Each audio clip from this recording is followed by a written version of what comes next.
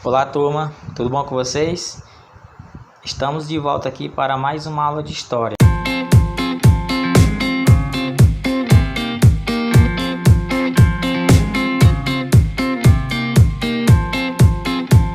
Então, vamos abrir o livro aí na página 36. O título lá em cima vai dizer assim, ó: Movimentos sociais e a imprensa negra. Mas antes, pessoal, esses acontecimentos, observe que ele é uma sequência direta dos assuntos que a gente já vem estudando.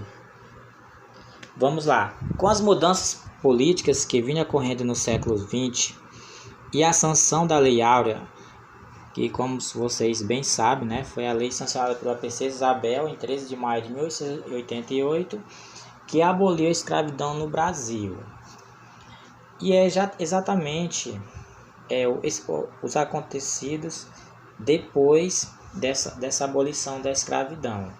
Vamos ver como que os negros ficaram na sociedade brasileira. Os negros não se acalaram diante da discriminação racial que sofriam. Então, grupos de ex-escravos criaram associações objetivando unir e fortalecer, criando uma identidade negra no Brasil. Lembrando que os negros, nesse período, não estavam inseridos na política nacional que lhes garantisse direitos à educação.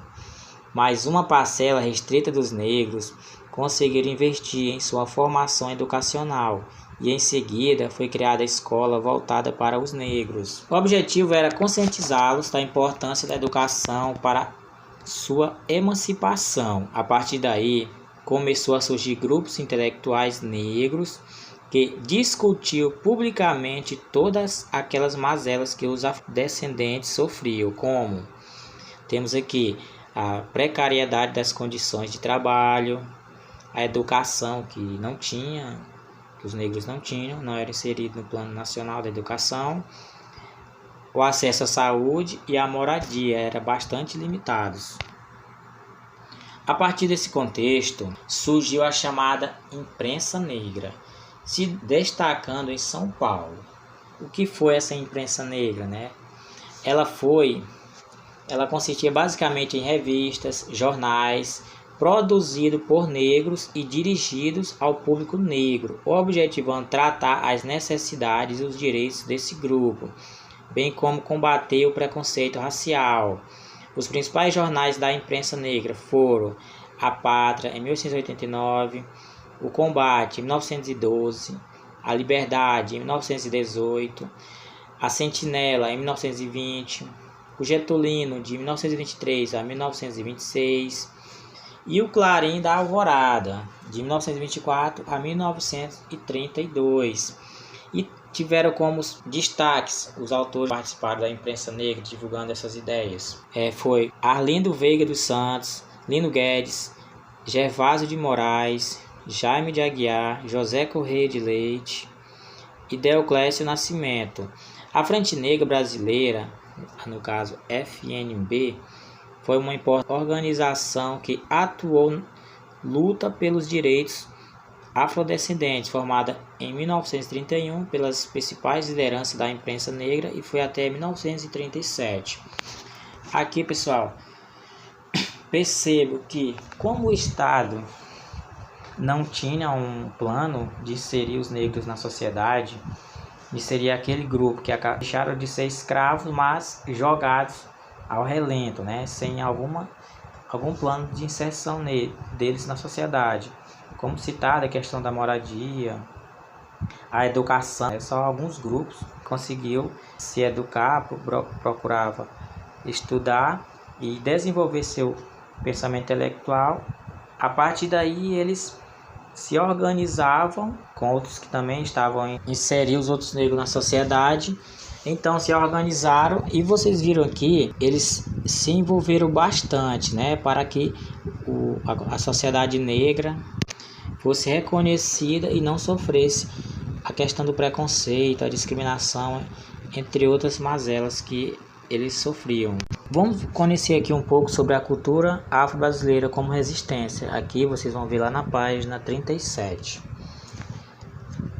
Os negros, em meio às suas lutas contra a discriminação racial, também buscavam preservação de suas expressões culturais e religiosas, como a capoeira, todo mundo aqui conhece, né? O samba e o candomblé.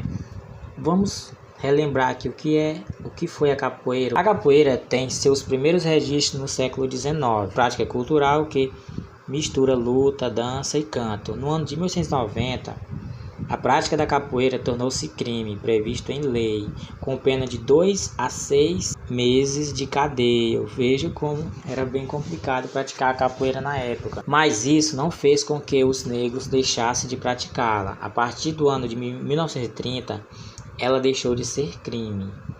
Já em 2014, a capoeira foi reconhecida como Patrimônio Cultural e Imaterial da Humanidade pela Unesco. De crime, em 1930, passou a ser patrimônio aqui em 2014. Já na música, temos o samba, que é uma das principais expressões culturais negras que existe desde o século XIX. Por meio das rodas de samba, as comunidades negras criaram espaços de diversão, trocas de experiências e rede de solidariedade. Porém, assim como os capoeiristas, os sambistas também foram perseguidos. Mas essa repressão não impediu sua prática, ganhou mais espaço, inclusive entre os brancos. Já com o candomblé também não foi muito diferente. Ele foi um símbolo da resistência negra, mas o culto aos orixás era realizado às escondidas, porque religiões de origem africanas eram perseguidas. Porém, no século XX, começaram a surgir os primeiros terreiros de candomblé no Rio de Janeiro, assim como outras expressões. Os espaços de sociabilidade criados pelo candomblé permitiu aos negros preservar a manifestação de seus antepassados e reafirmar a sua identidade. Então, pessoal, a aula de hoje ela ficou entre essas duas páginas aqui, 36 e 37, e também tem um pouco aqui que fala lá na página 35 sobre a questão do negro na Primeira República, e também a gente viu um pouco sobre a sua cultura, né, a questão da música, da religião e da dança. E na próxima aula a gente vai continuar com a nossa série de história, né, nosso conteúdo de livro didático. Até mais!